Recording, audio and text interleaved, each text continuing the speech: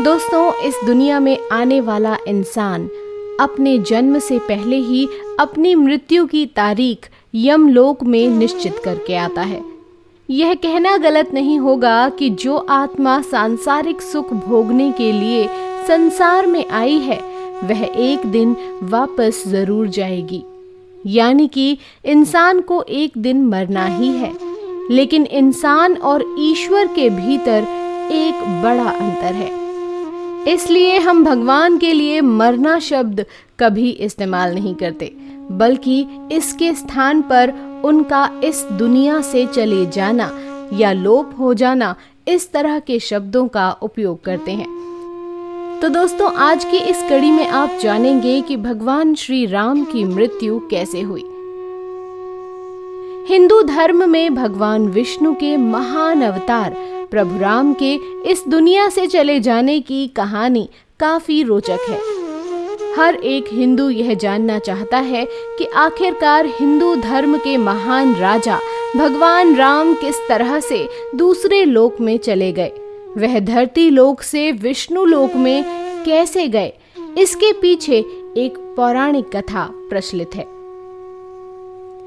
हिंदू धर्म के प्रमुख 3 देवता ब्रह्मा, विष्णु तथा महेश में से भगवान विष्णु के कई अवतारों ने विभिन्न युग में जन्म लिया।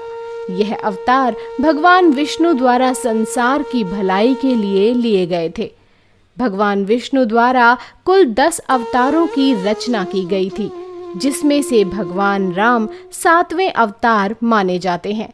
यह अवतार भगवान विष्णु के सभी अवतारों में से सबसे ज्यादा प्रसिद्ध और पूजनीय माना जाता है। भगवान श्री राम का नाम सुनते ही मन में भक्ति की लहर जागृत हो जाती है। श्री राम के जीवन से जुड़ी हर कथा शिक्षा से परिपूर्ण है। श्री राम के जीवन से जुड़े स्थान उनके जीवन के विभिन्न अध्याय को समेटे हुए स्थित हैं। इन सभी घटनाओं और कहानियों के बीच एक सवाल श्री राम की मृत्यु एवं उनके देह त्यागने से जुड़ा है, जो बेहद महत्वपूर्ण है। कहा जाता है कि महावीर हनुमान की सहायता से श्री राम के देह त्यागने की घटना को रोका जा सकता था, किंतु भगवान श्री राम ऐसा नहीं चाहते थे। कहते हैं भगवान श्री राम ने हनुमान को एक ऐसी चीज लाने के लिए कहा था जिसे ढूंढने में काफी वक्त लगा था। इस दरमियान श्री राम ने अपना देह त्याग दिया था। श्री राम को जब इस बात का एहसास हुआ कि पृथ्वी पर उनका जन्म जिस मकसद से हुआ है वह पूरा हो गया है, तो उन्होंने विदा लेने का मन बना लिया था। जब भगवान श्री राम ने देह त्यागने का मन बना लिया था, तो उस समय हनुमान अयोध्या नगरी में ही उपस्थित थे। इस बात से बहुत ही कम व्यक्ति अवगत हैं कि जहां महावीर हनुमान का वास होता है, उस स्थान पर यमराज प्रवेश नहीं कर सकते। इस दुविधा को लेकर यमराज ने भगवान श्री राम को बताया। श्री राम ने यमराज की दुविधा सुनकर एक उक्ति बनाई। श्री राम ने अपनी अंगूठी को अपने महल के फर्श में एक छिद्र में गिरा दिया था, जिसे तलाशने का काम श्री राम ने हनुमान जी को सौंपा।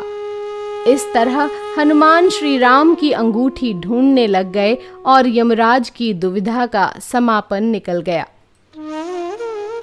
जिस छिद्र में श्री राम की अंगूठी गिरी थी, उस छिद्र में हनुमान ने प्रवेश कर लिया था।